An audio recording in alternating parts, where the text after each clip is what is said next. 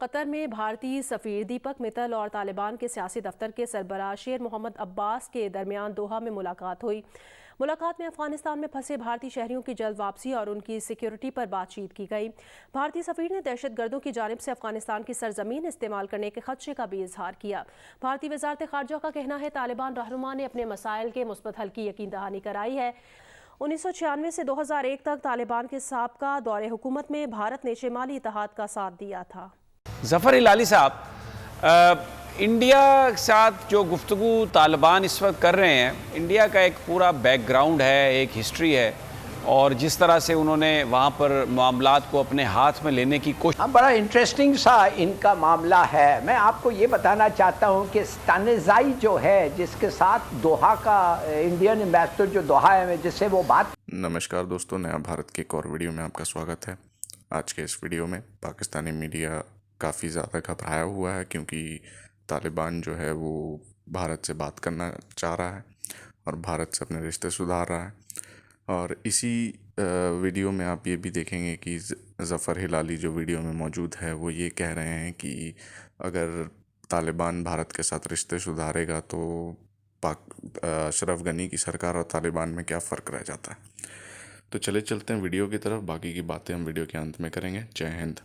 1980 में हिंदुस्तान जाके या ये पनाह लिया था या वो खुशी से गया है उधर काम करने के लिए। बहरहाल काफ़ी साल इसने हिंदुस्तान में गुजारे हैं, तो इसका मतलब ये है कि ये हिंदुस्तानियों को अच्छी तरीके से जानता है। दूसरी बात यह है, इंडियन का इंटरेस्ट ये है कि अपने जो जासूस हैं या अफ़गानियों को जो वो ख़रीद के रखे थे या टीटीपी के साथ जो उनका गठजोड़ था, वो उसके पेपर्स और उसका रिकॉर्ड्स जो इस वक्त एनडीएस में है और जो लोग कहते हैं तालिबान के हाथ में आ गया है और इंशाल्लाह हमारे हाथ में आना चाहिए, या ये जासूस जो हैं हिंदुस्तान के अफ़गान और शायद कोई इंडियंस भी अगर उधर रह गए हैं, इनके लिए ये बड़ा ज़रूरी है कि इंडिया जो पैनिक में भागा है उधर से 1-1.5 प्लेन लेके, वो चाहते हैं इनको तालिबान ठीक तरीके से हैंडल करें। और जैसे उन्होंने कहा है कि अगर अमेरिकन है हम उनको भेज देंगे और ऐसे कुछ लोग हैं इनको भी भेज देंगे, उनके साथ कुछ मामला हो। मगर इससे भी ज़्यादा जो मुझे फ़िक्र ये है, देखिए तालिबान ने हिंदुस्तान को कहा है कि आओ आयरन ओर के लिए इन्वेस्ट करो अफ़गानिस्तान में। हिंदुस्तान चाहेगा कि उनका एक एक्सेस हो, एंट्री हो, और मेरी बात माने, एक दफ़े उनको एक्सेस और एंट्री मिल गया कि हम अपने लोग भेज सकते हैं आयरन ओर के तलाश में। आपको मैं गारंटी करता हूं कि जो वो लोग जाएंगे वो जासूस और ट्रबल मेकर और हर किस्म के लोग होंगे, और अगर उनका चल गया मामला तो वो लोग जो उधर काम करेंगे 70-80% तो उनके एजेंट्स होंगे। और एक और वरीसम बात है, उसके बाद इंडिया प्रेशर, अब से प्रेशर डालने लग जाएगा तालिबान से कि भाई हम आपके साथ तिजारत करना चाहते हैं, आपके एक्सपोर्ट्स बढ़ेंगे, हम आपके अफ़गानिस्तान में इन्वेस्ट करना चाहते हैं, मगर एक शर्त पे कि हमें लैंड एक्सेस मिल जाए। जैसे आपको एक्सेस मिला है इंडिया का, पाकिस्तान ने हमें तो इंडिया से एक्सेस आपको ना दिया है, तो हम कैसे आए, कैसे इन्वेस्ट करें जब तक ये ना हो। तो फिर अगेन प्रेशर आए हमारे पर। तो देखिए ये खेल अब शुरू हो गया है। ये खेल इंडिया परस्यू करेगा और अफ़गानियों के सामने ढेर सारे पैसे रखेगा। और अब देखना ये चाहिए, हमने तो कहा है कि जब तक कश्मीर का जो स्टेप्स वापस ना लो तो कोई किस्म का कोऑपरेशन और एक्सेस इंडिया को हम नहीं दे सकते।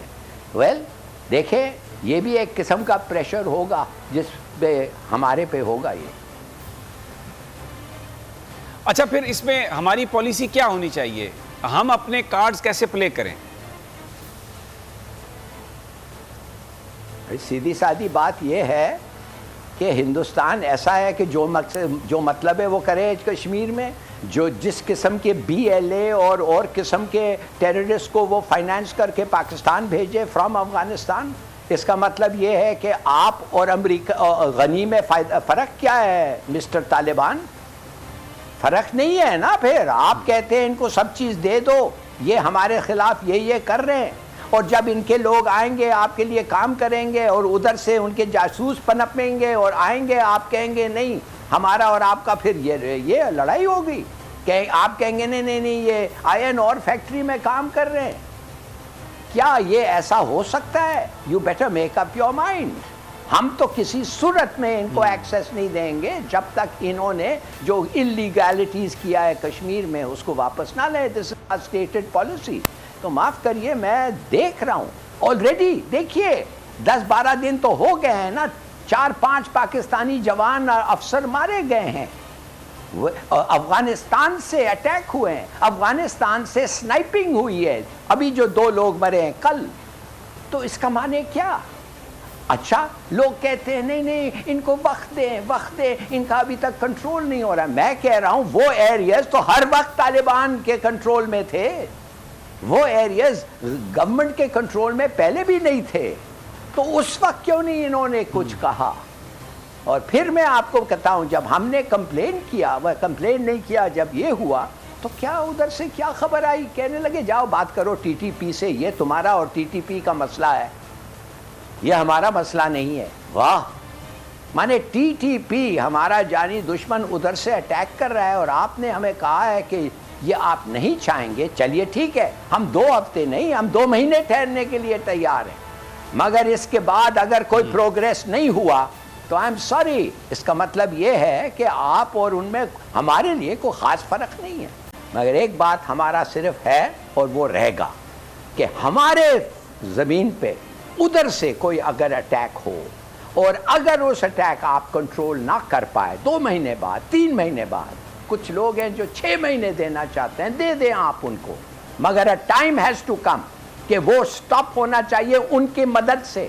नहीं तो मैं कहता हूं अभी कोई फर्क नहीं पड़ा है उनमें या गनी में। बड़ी आपने ये इम्पोर्टेंट बात कही है, क्योंकि जो मैं भी देख रहा था जो लिस्ट आ रही है जिसमें लोगों को जो बनाया जा रहा है, दिए जा रहे हैं, उसमें वजारत दाखिला जो है वो सिराजुद्दीन हक्कानी साहब को दिए जाने का इम्कान है। और हक्कानी नेटवर्क समझा ये जाता है कि पाकिस्तान के हवाले से उनके जो नज़रियात हैं वो ख़ास से नरम हैं। तो अगर वजारत दाखिला जो अंदरूनी सिक्योरिटी की ज़िम्मेदार होगी, इंटेलिजेंस को देखेगी, उस पर अगर कोई ऐसा शख्स है जो पाकिस्तान के हवाले से जिसके मामलात बेहतर हैं, तो वो हमारे लिए तो अच्छी खबर नहीं है ये फिर हिलाली साहब। वेरी गुड पॉइंट समीर साहब, बड़ा अच्छा पॉइंट आपने रेज किया और मैं खुश हूँ कि हक्कानी है और कहा जाता है कि हक्कानी और हमारे साथ बेहतर ताल्लुकात है, हक्कानी नेटवर्क के साथ। ये एक Haqqani, weather he is the man responsible, पता नहीं, लगता है ऐसा है। तो अगर वो बात करेगा टीटीपी से ना, वो टीटीपी से बात करके कहेगा इट डज नॉट सूट अस, अफगानिस्तान को सूट नहीं करता है इस वक्त के तुम पाकिस्तान पे जाके करो तो मत करो, ठीक है, मगर वो फिर भी करेंगे। और अगर उन्होंने फिर कह दिया जब ये हो रहा है कि ये टीटीपी नहीं है, ये दाइश है, वो हमारे भी दुश्मन है, फिर आप क्या कहेंगे? तो सुना आपने दोस्तों किस प्रकार से पाकिस्तानी मीडिया ये साबित करने में लगा हुआ है कि भारत पाकिस्तान को नुकसान पहुंचाएगा और अफ़गानिस्तान के रास्ते ही पहुंचाएगा। ज़फ़र हिलाली का ये भी कहना था कि भारत के लोग जो हैं वो जाएंगे इसके आयरन ओर में, अफ़गानिस्तान के आयरन ओर के जो खदान है वहाँ पे जाके अपने जासूस तैयार करेंगे और फिर पाकिस्तान में भेजेंगे। इनका अलग ही सिस्टम है, अलग ही सोच है, बहुत दूर तक सोच लेते हैं ये लोग।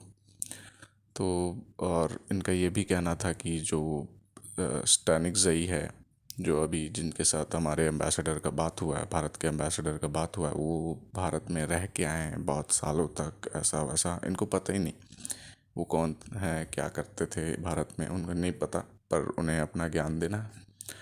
और इनकी घबराहट देख के ही आप समझ सकते हैं कि किस प्रकार से ये अपने आप को ठीक करने की कोशिश कर रहे हैं, और ये लोग कह रहे हैं कि भारत अगर रास्ता चाहिए भारत को, अगर अफ़गानिस्तान तक रास्ता चाहिए तो पहले कश्मीर का मुद्दा सुलझाए, उसके बाद भारत को रास्ता मिलेगा। मुझे नहीं पता कौन सा मुद्दा अभी भी उलझा हुआ है। खैर, इनका तो ये चलता रहेगा। हम मिलेंगे अगले वीडियो में। आप मेरे चैनल को लाइक करें, सब्सक्राइब करें, और तब तक के लिए जय हिंद।